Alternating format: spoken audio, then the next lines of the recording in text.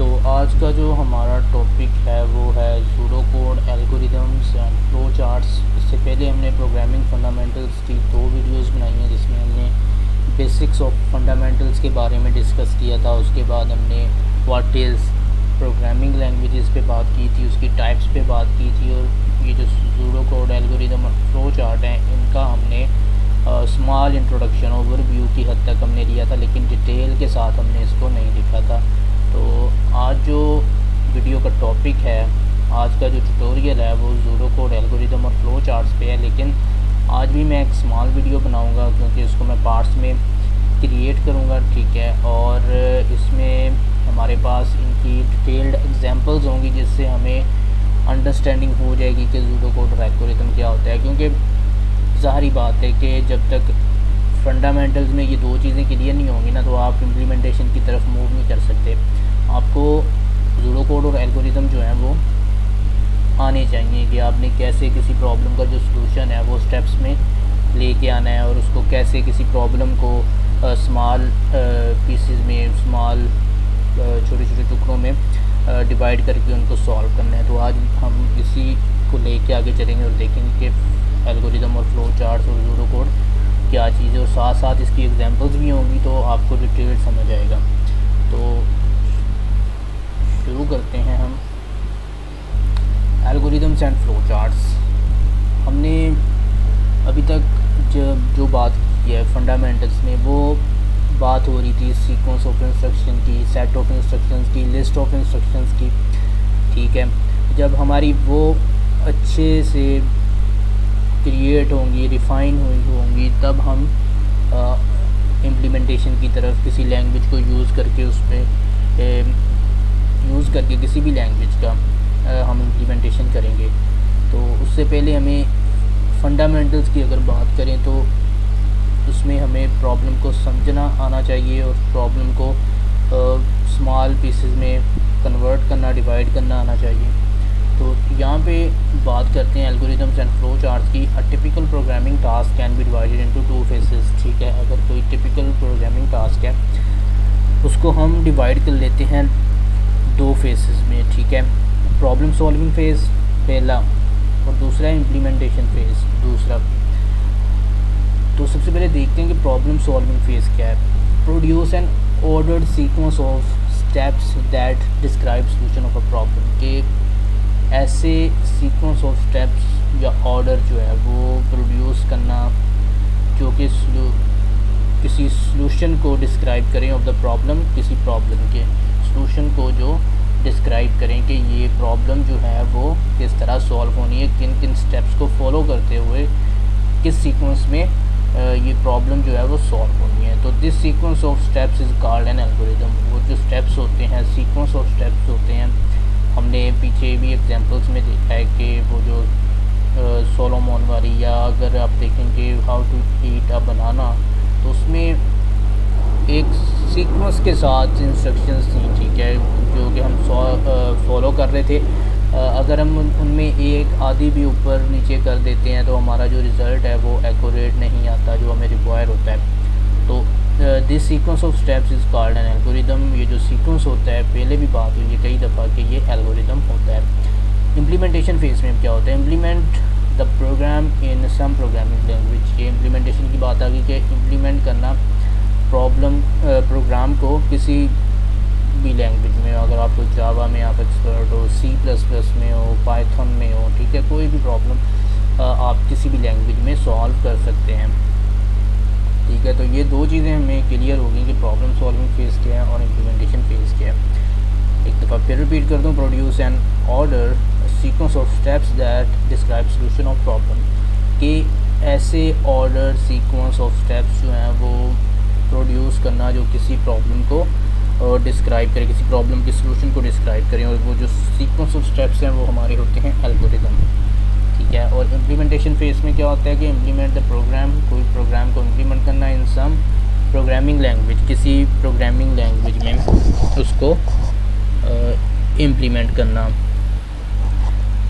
Steps in problem solving. अब देखते हैं कि स्टेप्स क्या थे हमारे प्रॉब्लम सॉल्विंग के प्रोसीजर में। First, produce a general algorithm one can use pseudo code, जिसे हम सूडो कोड कहते हैं, जो एक जनरल एल्गोरिदम होता है। Refine the algorithm successively to get steps by steps detailed algorithm that is very close to a computer language. अच्छा, जो हम एल्गोरिदम डिटेल्ड स्टेप्स के साथ हम सक्सेसिवली, जो हमारे पास सूडो कोड होता है ना, उससे हम रिफ़ाइन करते हैं कुछ रिक्वायरमेंट्स जो हैं, जो हमें समझ आ जाती है कि इन पे प्रोग्रामिंग होगी, या ये जो स्टेप्स हैं इनको अगर मैं फ़ॉलो करूं, रिफ़ाइन कर लेना है ना यूज़र की रिक्वायरमेंट को कि उसको क्या क्या चाहिए। तो यहाँ पे भी वही बात हो रही है, refine the algorithm successively to get step by step detailed algorithm, ठीक है, that is very close to a computer language. ये एल्गोरिदम की कुछ सेंस ऐसी बन जाती है कि वो ना कंप्यूटर की लैंग्वेज के मतलब क्लोज हो जाता है, कि कंप्यूटर आम बंदे को तो समझ आ जाता है, ठीक है, लेकिन कंप्यूटर की हद तक भी वो समझ आने लग जाता है कंप्यूटर को।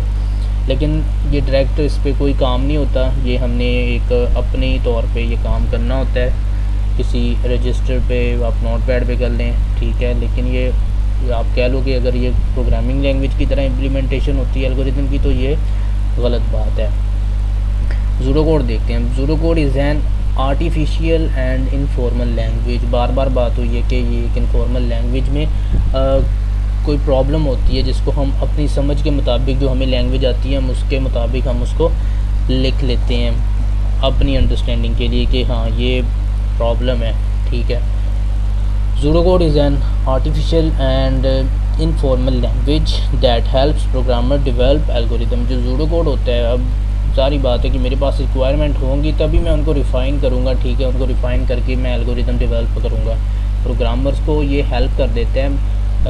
फॉर एग्ज़ाम्पल एक मेरे पास प्रॉब्लम है as a paragraph, for example यही लिखा है यहाँ से लेके ये जो पूरा है, ठीक है, ये चीज़ ये एक प्रॉब्लम है मेरे पास सूडो कोड है। अब इसमें से मैं इसको रिफ़ाइन करूँगा कि मुझे क्या क्या चाहिए, इसमें से क्या क्या मुझे लग रहा है कि ये एल्गोरिदम एक डेवलप करने में मदद करेंगे। तो यहाँ पे नीचे वही बात जो मैं बार बार कर रहा हूँ, pseudo code is very similar to everyday English, ठीक है।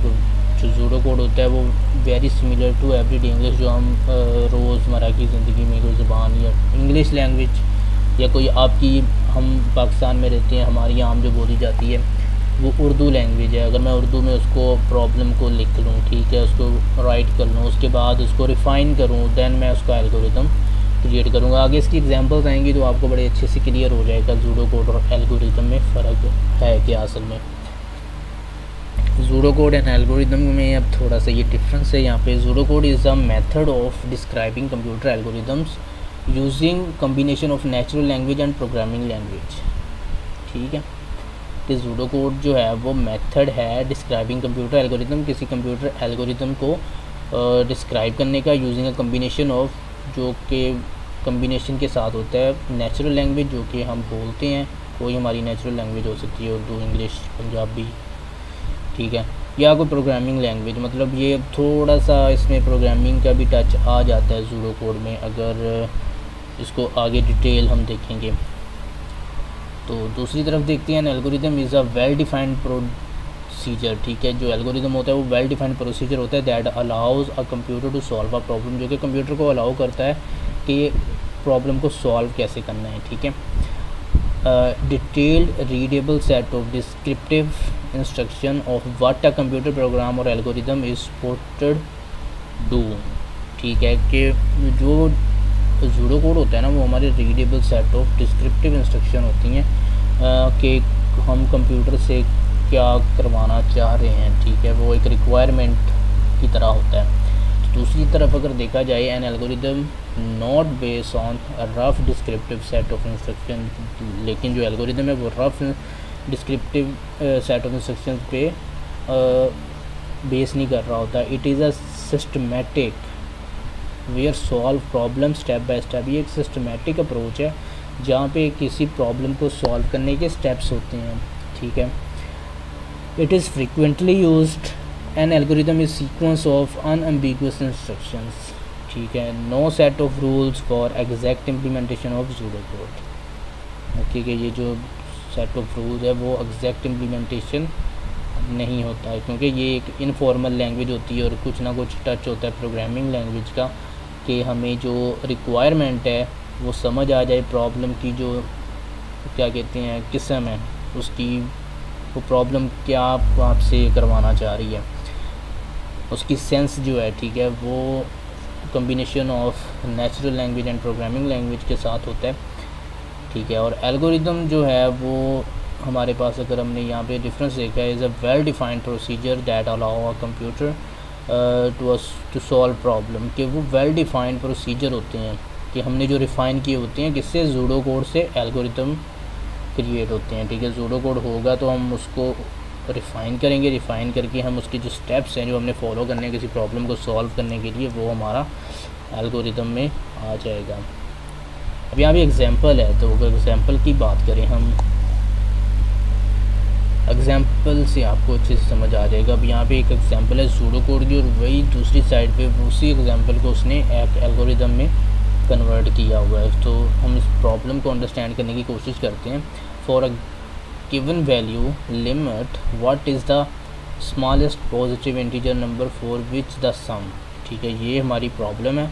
अब यहाँ पे उसका जूडो कोड है, मतलब अपनी इनफॉर्मल लैंग्वेज में उसने एक प्रोग्रामर को जैसे समझ आया, मैं चाहता तो ये मैं उर्दू में भी लिख सकता था, ठीक है। अब यहाँ पे हमारे पास इंग्लिश में ये एग्जांपल है, तो हम इसको इंग्लिश के पॉइंट ऑफ व्यू से ही हमने इसको अंडरस्टैंड करेंगे। So number is equal 1 + 2 + 3 and so on, number कोई भी हो सकते हैं, इसका मतलब ये है, ये लाइन का इज़ अ ग्रेटर दैन, कि नंबर जो है वो ग्रेटर दैन लिमिट है, जो उसको लिमिट दी जाएगी कोई ना कोई, ठीक है।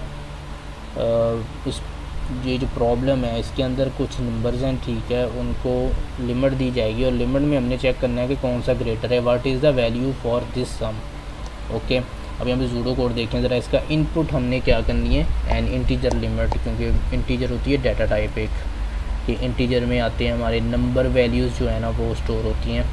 तो आउटपुट हमारे पास क्या नहीं है, 2 इंटीजर्स नंबर एंड सम, ठीक है, नंबर आने और सम आने हैं, 2 इंटीजर्स का सम होगा, ठीक है। अब यहाँ पे भी स्टेप्स हैं 1 2 3 में, कि सबसे पहले कि उसने अपनी इनफॉर्मल लैंग्वेज में प्रोग्रामर ने उसको अंडरस्टैंड करने के लिए रिक्वायरमेंट को या प्रॉब्लम को वो इस तरह लिख लिया, inter limit, okay, set number is equal 0, कि नंबर का जो वेरिएबल उसने लिया है वो हमने रख लेना है is equal 0। So set some is equal 0, ये भी हमारी रिक्वायरमेंट है, ठीक है। अब वो क्या है, रिपीट द फॉलोइंग, अब ये जो ABC में उसने पॉइंट दिए हैं ना, उसने कहा कि ये रिपीट होने हैं, if sum less than limit, ठीक है, जब सॉरी ग्रेटर दैन है, कि अगर सम जो है ग्रेटर दैन लिमिट है, टर्मिनेट द रेपिटेशन, ठीक है, terminate the repetition, otherwise increment by 1, increment number by 1, जो नंबर है उसमें एक ऐड होता जाएगा, ठीक है, इंक्रीमेंट होता जाएगा, add number to sum and set equal to sum, के जो नंबर ऐड हो रहे हैं, ठीक है, उनको क्या करना है कि उसको इक्वल कर देना है सम की, और देन हमने नंबर और सम जो है वो हमने प्रिंट करवा देना है, डी जो पॉइंट है हमारा। ये तो था एल्गोरिदम के, देखो ये बिल्कुल सिंपल इंग्लिश में है, ठीक है, जो नेचुरल लैंग्वेज कोई भी हो सकती है, आप इसको उर्दू में लिख सकते हैं अपनी अंडरस्टैंडिंग के लिए कि आपने एक प्रॉब्लम को समझना कैसे है, ठीक है। अब इसी को दूसरी साइड पे यहाँ पे एल्गोरिदम लिखा है ना, ये देखें। सो इसी जूडो कोड को, ये जो एग्जांपल है ना, इसको रिफ़ाइन किया उसने स्टेप्स में, ठीक है। हमने पीछे अभी एक लाइन पढ़ी थी एल्गोरिदम की, an algorithm is a well defined procedure that allows computer to solve problem, okay. तो यही बात है, ये स्टेप्स हैं कि जिनको हम फॉलो करके किसी प्रॉब्लम के सलूशन तक जाते हैं, ठीक है। So to find largest digit the algorithm would look something like that. अगर देखो कि उसने कहा कि फाइंड लार्जेस्ट डिजिट जो है वो हमने करना है, उसका अगर एल्गोरिदम देखा जाए तो वो कैसा होगा। सो स्टेप 1 क्या होगा, let largest is equal L1, for example कि ये एक वेरिएबल लिया कि उसने जो कहा है कि लार्जेस्ट जो है ना उसको एक L1 के उसने इक्वल रख दिया। देन स्टेप 2 में क्या करना है, सर्च लार्जेस्ट, उसके बाद वो सर्च करेगा जो भी उसने डिजिट दिया है, ठीक है। कि इसमें लार्जेस्ट वैल्यू कौन सी है। स्टेप 3 में क्या होगा, for each item in the list, उस लिस्ट में कि हर आइटम जो है वो क्या होगी, चेक होगी, सर्च होगी, ठीक है, उसमें देखा जाएगा। देन स्टेप 4 में है the largest is equal the item, वो जो आइटम है, ठीक है, उसमें से वो चेक करेगा कि जो लार्जेस्ट है वो ये है। देन रिटर्न क्या कर देगा स्टेप 5 पे, लार्जेस्ट, कि ये भाई आपका लार्जेस्ट नंबर जो है वो ये। अब ये देखें कि यहाँ पे एक आपके पास जूडो कोड की एग्जांपल है इस साइड पे, ठीक है, और दूसरी साइड पे हमारे पास एल्गोरिथम की है। हमने बार बार बात की है कि जो जूडो कोड होता है वो इनफॉर्मल या नेचुरल लैंग्वेज में लिखी गई डिस्क्रिप्शन होती है कि किसी प्रॉब्लम की आप कह लें, कोई क्वेश्चन है आपको दिया गया, उसकी जो हेडिंग होती है, ठीक है, उसकी जो स्टेटमेंट होती है वो आप जूडो कोड कह सकते हैं, ठीक है। लेकिन प्रोग्रामर क्या करता है, उसको अपनी अंडरस्टैंडिंग के मुताबिक वो अपने स्टेप्स बना के उसको लिख लेता है कि अच्छा इस बंदे को ये चाहिए, ये मसले हैं, ये इसके मसले जो हैं वो हल करने हैं प्रोग्रामिंग के थ्रू, ठीक है। सो वो जब दूसरी तरफ एल्गोरिथम की बात करते हैं तो ये जो डिस्क्रिप्टिव हमारे पास होती है, डिस्क्रिप्शन होती है इनफॉर्मल लैंग्वेज में, किसी भी नेचुरल लैंग्वेज में, दैन हम उसको रिफ़ाइन करते हैं। जो रिफ़ाइन करने के बाद हमारे पास रिज़ल्ट आता है वो हमारा होता है एल्गोरिथम, ठीक है। ये आपको बात क्लियर होगी। अब दैन आगे एग्जांपल है pseudo code and algorithm. So example क्या है, example 1, write an algorithm to determine a student final grade, कि स्टूडेंट की जो फाइनल ग्रेड है उनको डिटरमाइन करना है, एंड इंडिकेट करना है कि कौन पास है और कौन फेल है।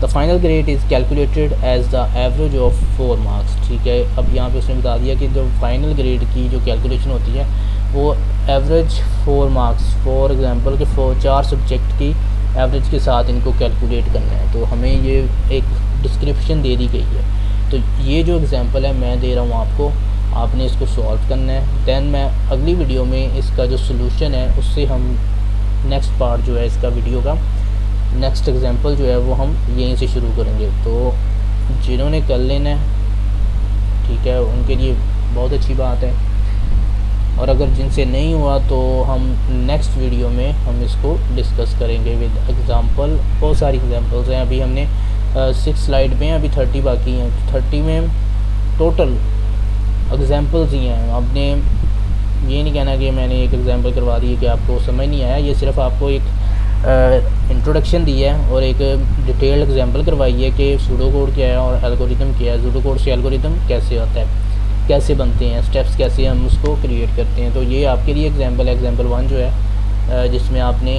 डिटरमाइन करना है स्टूडेंट के फाइनल ग्रेड्स को और इंडिकेट करना है कि कौन सा पास है कौन सा फेल है, और जो फाइनल ग्रेड की कैलकुलेशन करनी है वो एज एवरेज ऑफ 4 मार्क्स, या कह लीजिए 4 सब्जेक्ट की एवरेज के साथ आपने कैलकुलेशन करनी है। तो इंशाल्लाह मिलते हैं अगली वीडियो में।